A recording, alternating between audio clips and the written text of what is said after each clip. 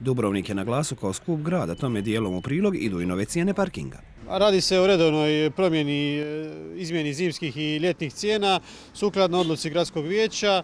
Dakle, cijene rastu sa 10 kuna druga zona raste na 40 i sa 5 kuna treća zona raste na 10. No, dobar dio građana ipak je prošao lišu. Naravno, to nije briga za naše građane, obzirom da oni imaju mogućnost kupnje povlaštene karte i time parkiranje obje zone.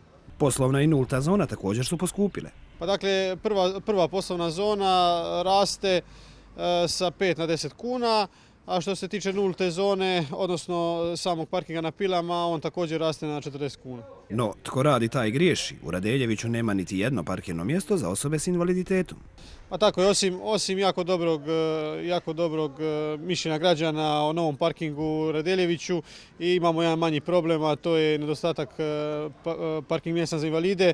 Radi se o pogrešci izvođača i to ćemo riješiti kroz sljedeći tjedan. Građani vozači su podijeljenih mišljenja. Po meni trebaju cijene u Dubrovniku biti skupe jer puno turista koristi parking i na jako bezobrazan način ostavljaju aute po cijeli dan. Međutim, smatram da građani Dubrovnika moraju imati definitivno povlaštene cijene parkinga jer za nas je to jednostavno previše. Je li onda ovaj potez one kartice za 60 kuna mjesečno po vama dobar? Odličan, to je vrhunski. Je li ovaj potez da je 60 kuna ova mjesečna karta dobar ili loš? Pa, mislim da je to okej. Cijena je okej, ali što se tiče daljnjih poskupljenja, to ne bi bilo u redu. Loše je to. To je sramota.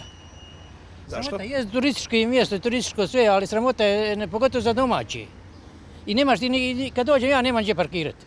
Bez razlike što bi platio, ali nemaš gdje parkirati. Ipak, propust poput ovog u Radeljeviću teško da može biti dio grada, kakvim se Dubrovnik trudi biti.